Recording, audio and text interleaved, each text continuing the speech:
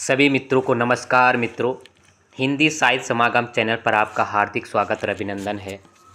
जैसे कि सुबह पूर्व में मैंने आपको सूचित किया था कि आज एक महत्वपूर्ण टॉपिक अर्थात एलटी शिक्षण अभिरुचि से संबंधित जो कि भाग क्रम संख्या 23 पर लगा हुआ है, समायोजन, कुछ समायोजन स्वास्थ्य विकार से संबंधित।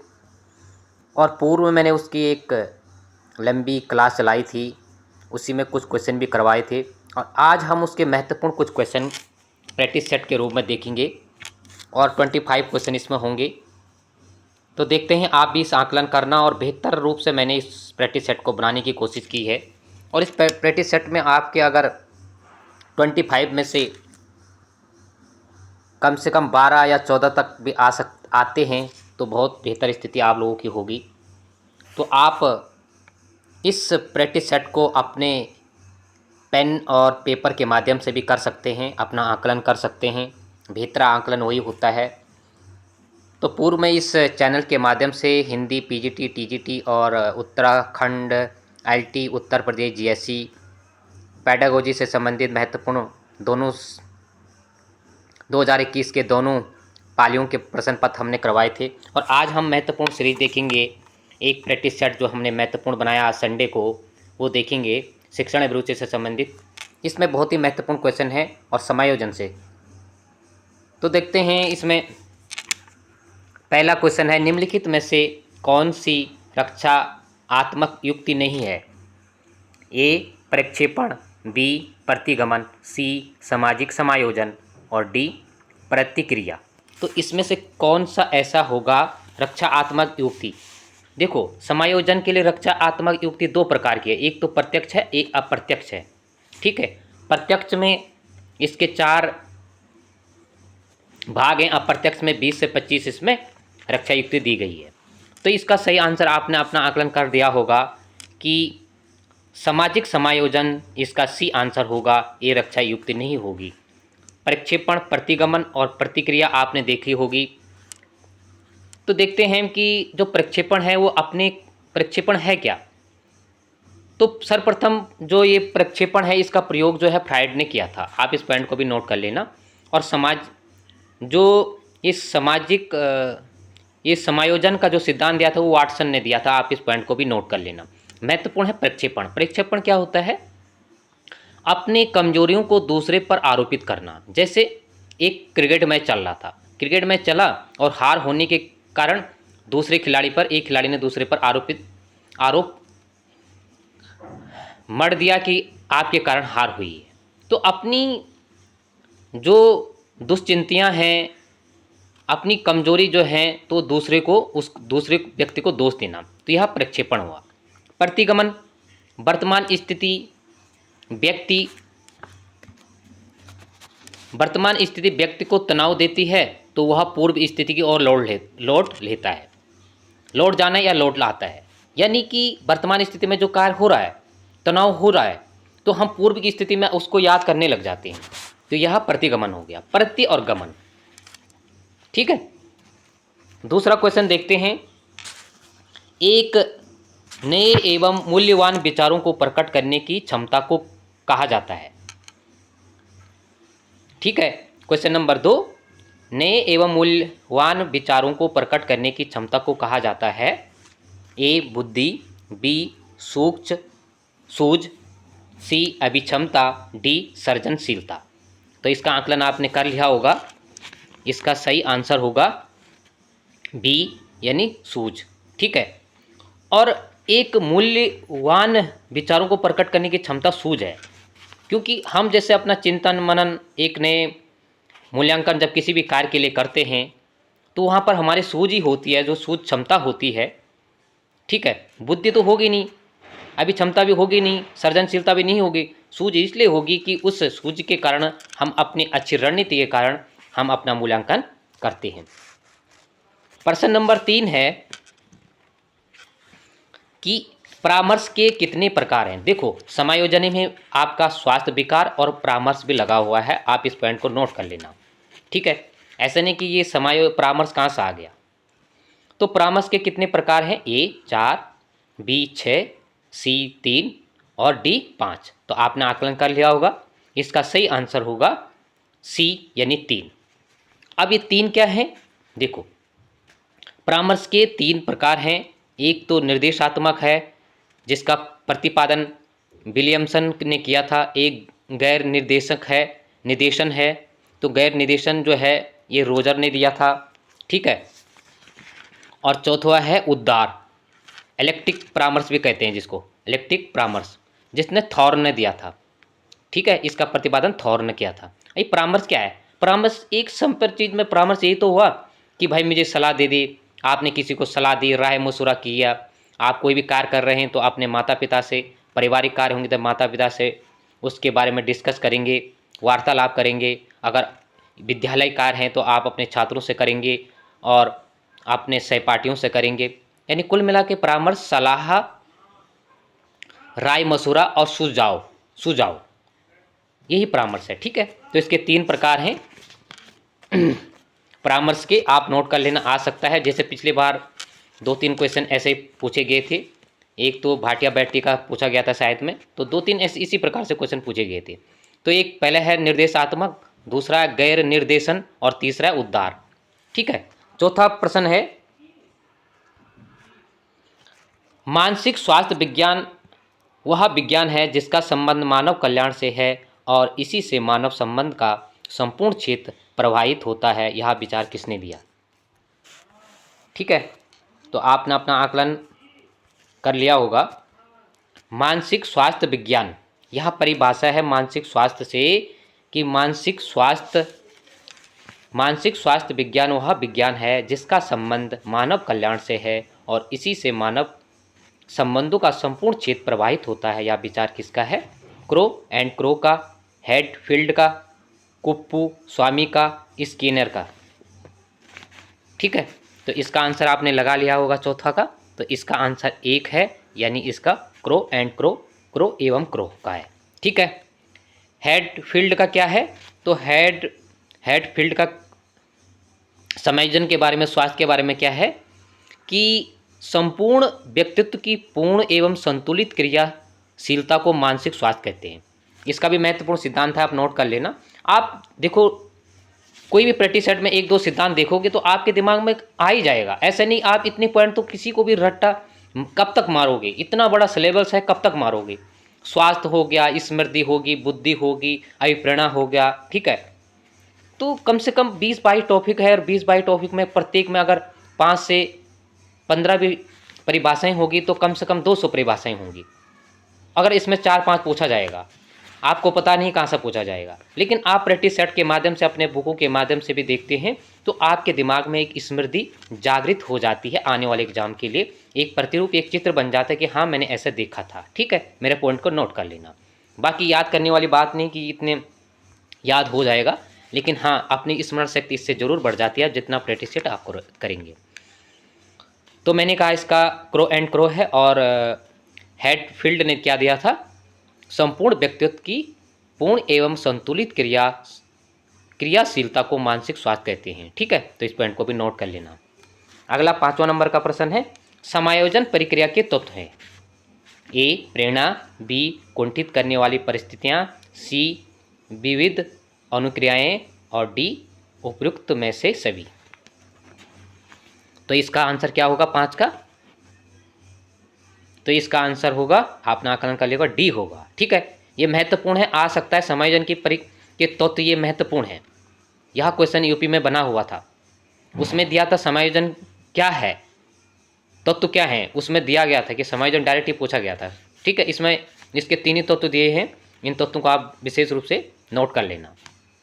प्रेरणा, समायोजन के तत्व हैं प्रेरणा, कुंठित करने वाली प्रेरणा होगी, फिर कुंठित करने वाली परिस्थितियां भी आएगी, जैसे आपको कोई प्रेरणा कार्य करेंगे तो, और विविध अनुक्रियाएं भी होगी। जब आप अनुक्रिया कार्य करोगे तो ये समायोजन ही है, उपयुक्त में से सभी। इसका डी आंसर होगा 5 का।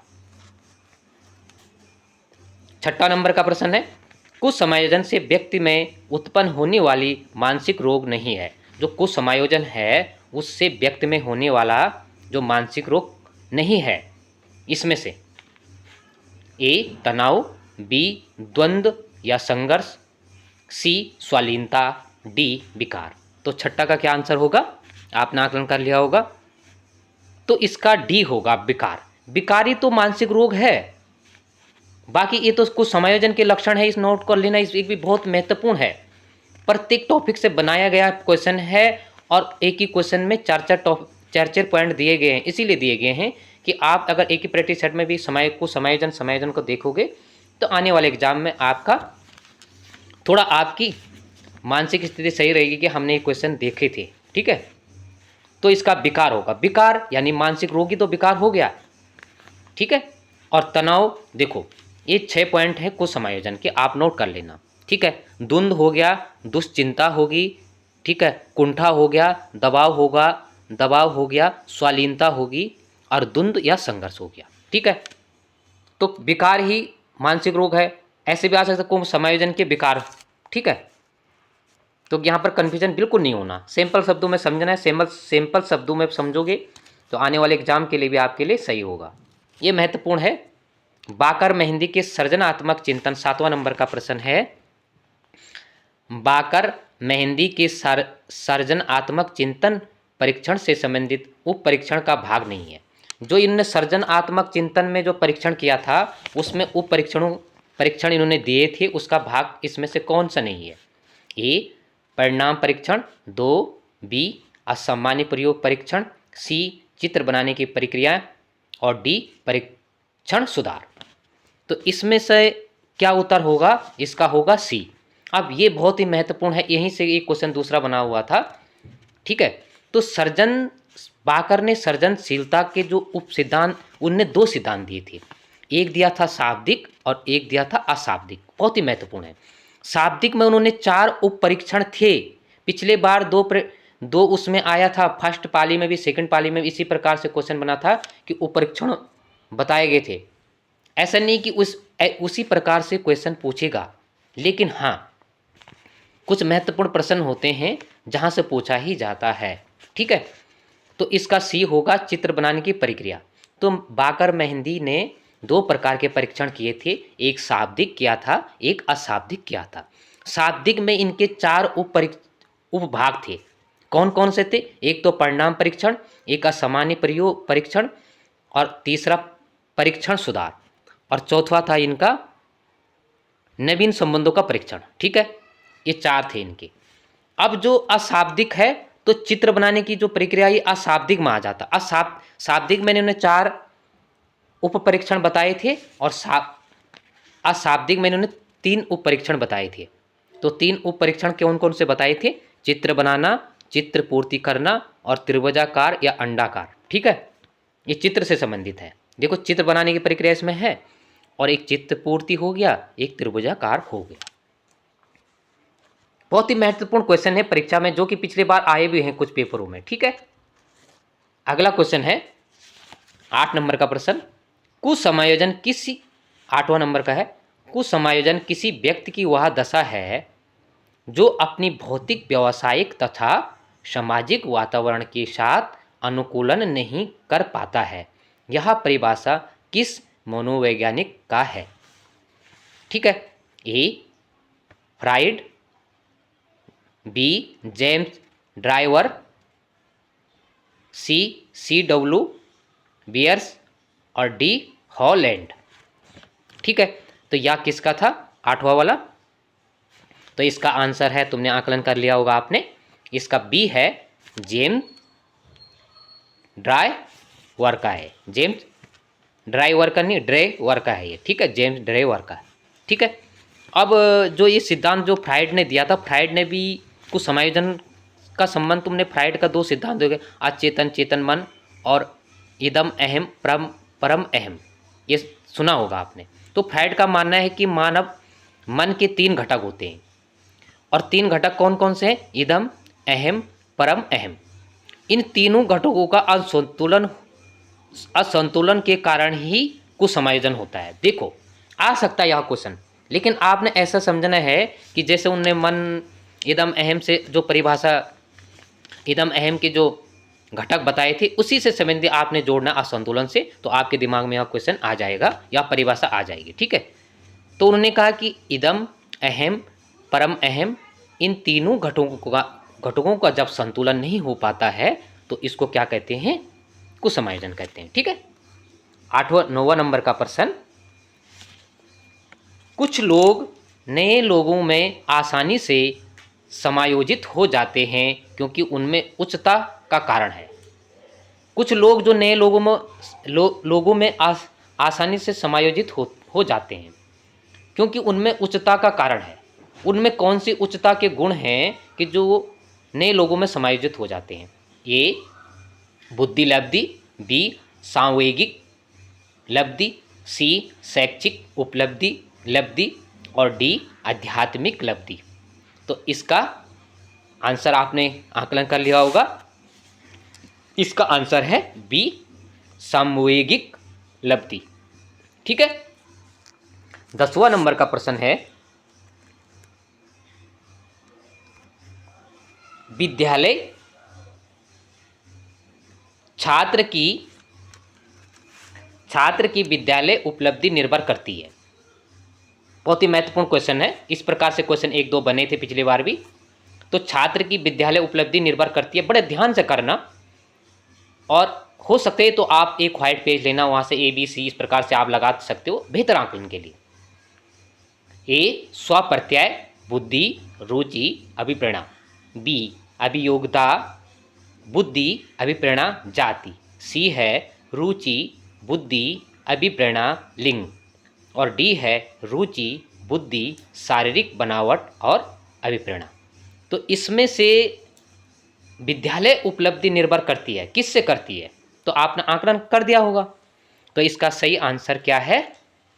ए। क्यों है ए?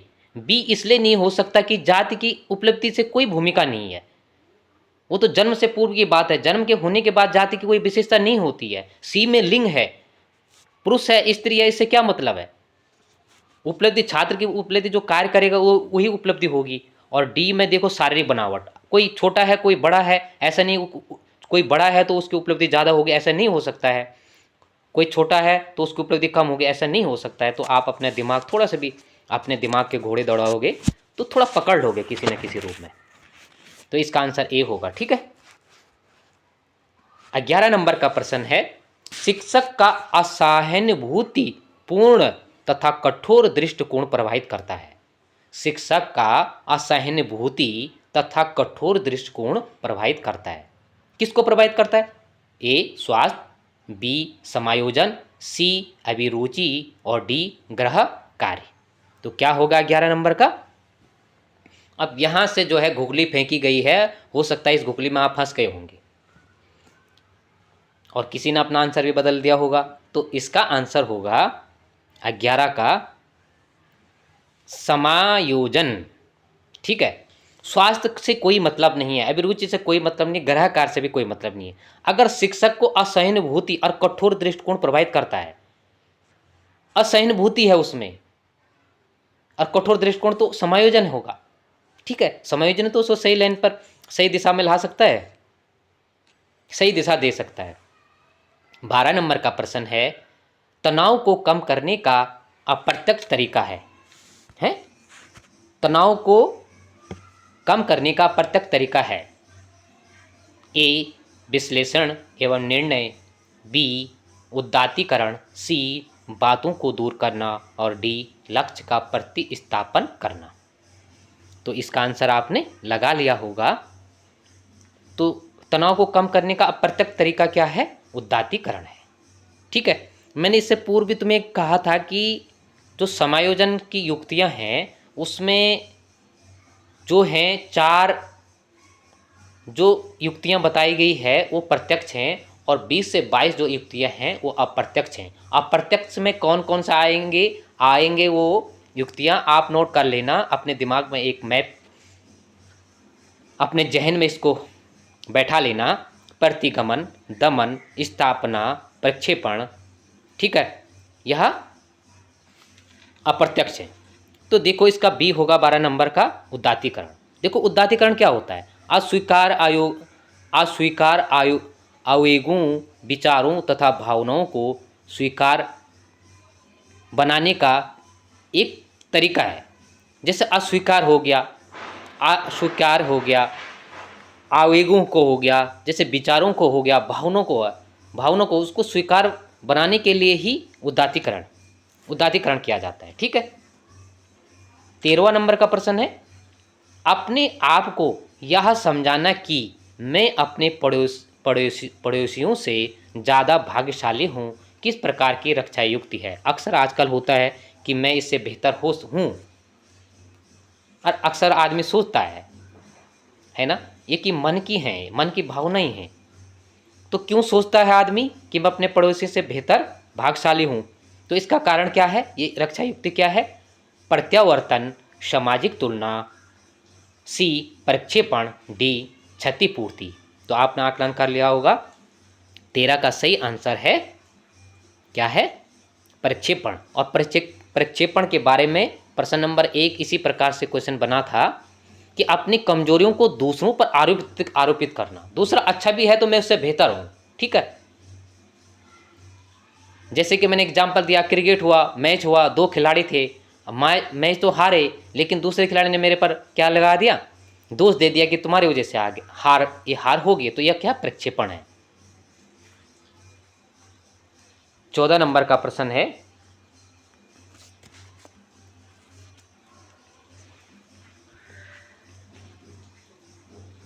निम्न में से कौन सा समायोजन का प्रत्यक्ष तरीका है? ठीक है। अभी इससे पहले आया था अप्रत्यक्ष तरीका, और यहाँ पर आ गया अब तुम्हारे दिमाग में यह क्वेश्चन जो है समझ में थोड़ी बहुत आ गया होगा।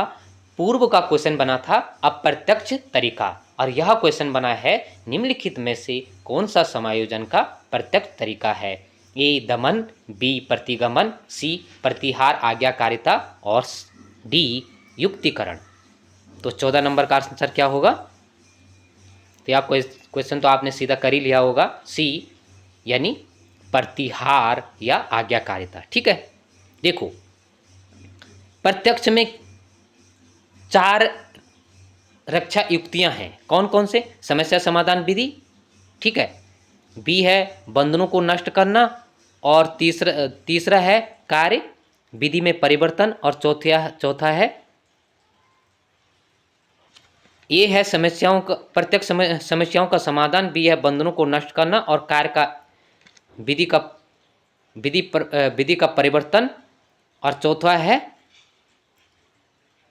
विशेषण या निर्णय। ठीक है। और अप्रत्यक्ष विधि की युक्तियां, ये प्रत्यक्ष और प्रत्यक्ष विधियां किससे है? समायोजन की युक्तियां हैं, जिसके बारे में बार बार क्वेश्चन पूछा जा रहा है, और पहले भी ये अल्टी में बन चुका है यह क्वेश्चन।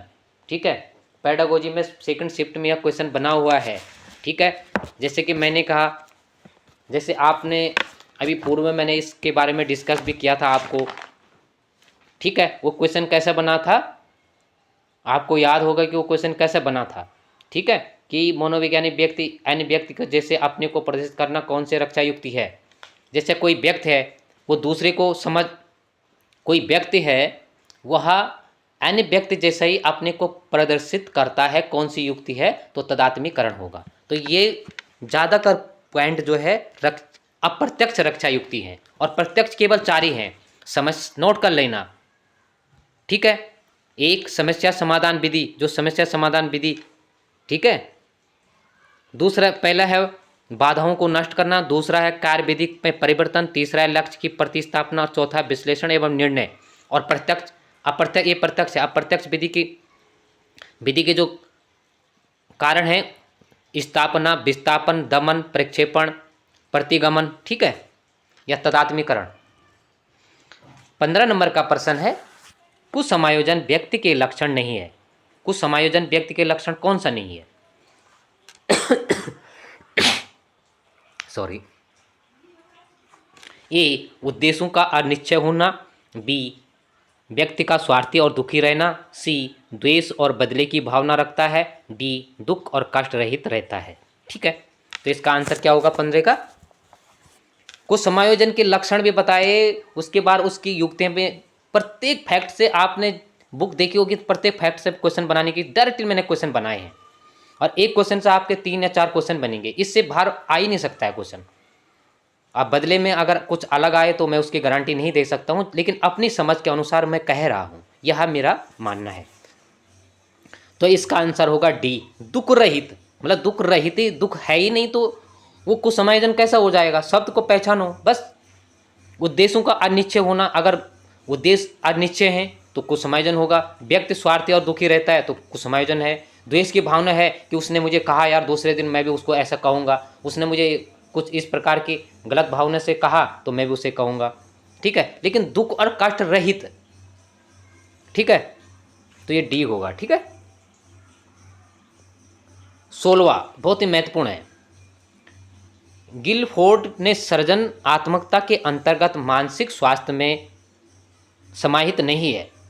गिलफोर्ड ने जो सिद्धांत दिए थे उनने सृजनात्मक के 5 सिद्धांत, पांच मानसिक व्यवहार बताए, ठीक है। उसमें से समाहित नहीं है। इनमें से कौन सा नहीं है? ए संज्ञान, बी अभिसारी चिंतन, सी विस्मृति और डी अवसारी। बहुत ही महत्वपूर्ण है। ऐसे ही क्वेश्चन बनेंगे, कोई हार्ड क्वेश्चन नहीं बनता, कोई सिंपल क्वेश्चन नहीं बनता। बस आपकी बुद्धि विवेक के अनुसार है कि आपने थोड़ा अध्ययन तो करना ही पड़ेगा, किताब का सारा लेना ही पड़ेगा। आप दिन रात चाहे कितना ही यूट्यूब देखो, वो तो एक माध्यम है, एक फैक्ट है। आप अगर कुछ देखते हो तो ज़रूर नोट किया करो, क्योंकि देखो यही धोखा आपके साथ पिछले बार भी हुआ होगा। क्योंकि देखना और उसके बाद उसको स्मरण करना नहीं तो उससे कोई फायदा नहीं है। अगर हम पॉइंट को नोट नहीं करते हैं, किताब का सारा नहीं लेते हैं या अपना नोट्स नहीं बनाते हैं, तो वो स्थायी ज्ञान नहीं रह सकता। मेरी समझ से मैं कह रहा हूँ, ठीक है। तो इसका आंसर होगा सी होगा।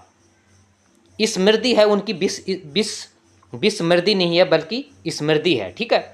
प्रत्येक फैक्ट से मैंने फैक्ट टू फैक्ट क्वेश्चन बनाए हैं, ठीक है। एक जैसे हिंदी साहित्य का जैसे क्वेश्चन बनते हैं बहुत गहराई से, नेट जेआरएफ का, उसी प्रकार से मैं लाने की कोशिश इसलिए की कि उस फैक्ट से कोई भी क्वेश्चन बने तो वो आपके समझ से दूर ना हो, ठीक है। तो इसका आंसर होगा बी विस्मृति, स्मृति।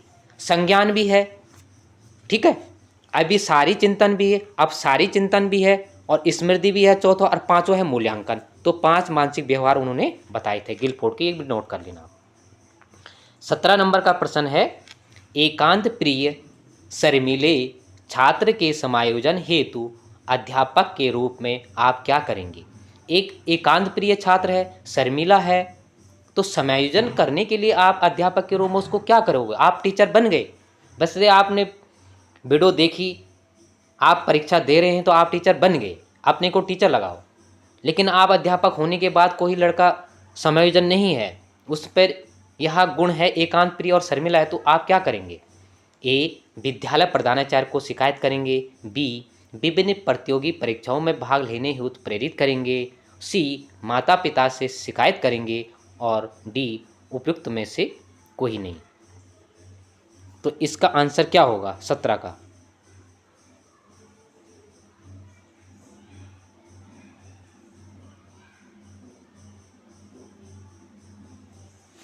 तो इसका आंसर क्या होगा 17 नंबर का? तो इसका आंसर बी होगा, ठीक है। थोड़ा सा इसमें मुझे कन्फ्यूजन है, लेकिन ऐसा लगता है इसमें बी आंसर होगा। अगर किसी भी लड़के का अगर व्यवहार इस प्रकार से है तो छात्र के रूप में टीचर उसमें क्या करेगा, ठीक है। फिर भी मैं इसको देखूंगा एक बार, लेकिन मेरा आंसर ये कहता है कि बी इसका आंसर होगा। फिर भी अगर कहीं पर होगा तो मैं इसको पिन करके कमेंट बॉक्स पर उसमें डाल दूंगा। अगला क्वेश्चन है 18 नंबर का,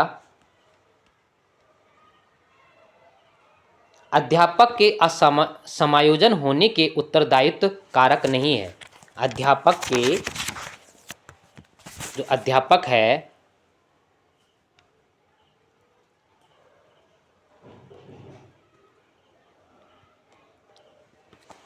अध्यापक के समायोजन होने के उत्तरदायित्व कारक नहीं है।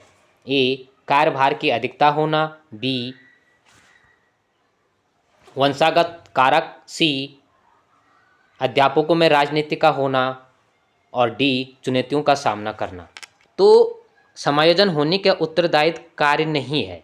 इसमें से कौन सा कार्य नहीं है? समायोजन, कुछ समायोजन है अध्यापक, लेकिन कुछ समायोजन नहीं है, तो उस कौन सा कारक है? तो आपने आकलन कर दिया होगा, इसका आंसर होगा डी चुनौतियों का सामना करना। कार्यभार का अधिक होना तो तब भी उसमें दायित्व जो है कुछ समायोजन हो सकता है, वंशागत का कारण भी हो सकता है। अध्यापक में राजनीति तो बिल्कुल नहीं होनी चाहिए, पूर्व में भी क्वेश्चन हमने बना था, तो तब भी उसका समायोजित नहीं हो सकता है कार्यभार का वंशागत के अनुसार भी। तो डी चुनौतियों का सामना करना, चुनौतियों का सामना करेगा तो उसको उतना निखार आएगा हर प्रत्येक छात्र पर या प्रत्येक अध्यापक, तो यह कारण नहीं हो सकता है। ठीक है। 19 नंबर का प्रश्न है, विद्यालय से पलायन करने वाले बालक के अध्ययन की सबसे उपयुक्त विधि है या उपयुक्त विधि है, कौन सी है? ए प्रश्नावली विधि। अगर विद्यालय से बालक पलायन करता है तो सबसे उपयुक्त विधि कौन सी है कि उसके बारे में हमें कौन सा अध्ययन करना चाहिए? प्रश्नावली विधि ए, बी केस स्टडी, सी सर्वेक्षण विधि और डी प्रयोगात्मक विधि। तो इसका आंसर क्या होगा 19 का? बी यानी केस स्टडी, उसके व्यक्तित्व। ठीक है, व्यक्तित्व अध्ययन हम जब करेंगे उसके बारे में, तो पलायन जो बालक करता है या कर रहा है तो उसको हम रोक सकते हैं, उसके व्यक्तित्व के विभिन्न पहलुओं को हम देखेंगे। ठीक है। 20वां नंबर का प्रश्न है, यह विश्वास है कि बुद्धि एक सामान्य मानसिक योग्यता है। ठीक है, निम्नलिखित में से यह किस मनोवैज्ञानिक के कार्य का परिणाम है? कौन से मनोवैज्ञानिक यह सोचता है कि विश्वास की बुद्धि एक सामान्य मानसिक योग्यता है? जो सामान्य मानसिक योग्यता का सिद्धांत किसने दिया था कुल मिला के? उसी से यह क्वेश्चन इसको घुमाए एक कथन के रूप में इस क्वेश्चन को बनाया गया है। ए स्पीयरमैन, बी ने, सी गार्डनर और डी स्टेनवर्ग। तो इसका आंसर क्या होगा? इसका आंसर होगा ए स्पीयरमैन। ठीक है, वो मानसिक बुद्धि का सिद्धांत बीने ने दिया था, बुद्धि का बीने ने दिया था, वो अलग है।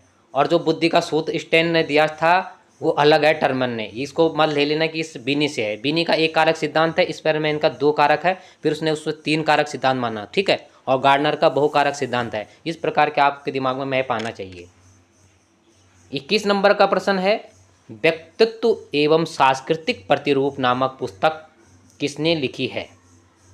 ठीक है, एंडरसन, J.S. प्लांट, सी एलिस, डी फ्रेंडसेन। तो इसका 21 नंबर का प्रश्न का उत्तर क्या होगा?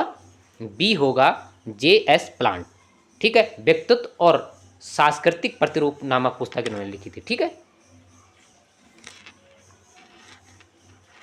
22 नंबर का प्रश्न है कि निम्नलिखित में से अपराधी बालकों के उपचार एवं शिक्षा के लिए कौन सा निरोधात्मक प्रवृत्ति है? ठीक है, अपराधी बालकों के उपचार एवं शिक्षा के लिए कौन सी निरोधात्मक प्राविधि है? ए पुनर्वास विधि, बी बाल अपराध न्यायालय, सी माता पिता का इस नियम स्नेह और प्यार होगा इसमें, और डी मनोगैतिक विधि। तो इसका आंसर क्या होगा? सी होगा। अगर बालक अपराधी है तो शिक्षा के लिए कौन सा निरोधात्मक प्राविधि होगी? देखो, बाल अपराध में भी एकदम से उसको नहीं सुधारा जा सकता है, पुनर्वास। ठीक है, तो वह माता पिता का स्नेह और प्यार के कारण उससे प्रभावित होता है। अगला है, निम्नलिखित में से कौन सा व्यवहार का आध्यात्मक होगा? इसमें बड़ा प्रदर्शित करता है व्यवहार को। मित्रों के साथ अच्छा व्यवहार, बी आक्रामकता, सी अध्ययन में रुचि और डी संतुलित संवेग। तो आक्रामकता होगा इसका, आक्रामकता। क्या इसका बी होगा? ठीक है, तो आज मैंने इतने ही क्वेश्चन करवाए थे, वीडियो बहुत लंबी हो जाती, लेकिन फिर भी मैंने महत्वपूर्ण प्रश्नों पर जो है यह वीडियो बनाया है। जो पिछले वर्ष भी कुछ क्वेश्चन आए हैं और समायोजन के प्रत्येक फैक्ट से यह क्वेश्चन बनाए हैं मैंने। ठीक है, प्रत्येक जो भी महत्वपूर्ण वो है उससे मैंने क्वेश्चन बनाने की कोशिश की है। तो यह वीडियो आपको अच्छा लगा होगा मित्रों, तो यह वीडियो को ज़्यादा से ज़्यादा शेयर कीजिएगा और सब्सक्राइब कीजिएगा, अपने दोस्तों तक भी पहुंचाने का कष्ट कीजिएगा। उचित और बेहतर ज्ञान सभी को उपलब्ध होना चाहिए। तो आज के लिए इतना ही, धन्यवाद। इसी प्रकार का वीडियो हम लाते रहेंगे आगे भी। एक बार पुनः सभी मित्रों का धन्यवाद।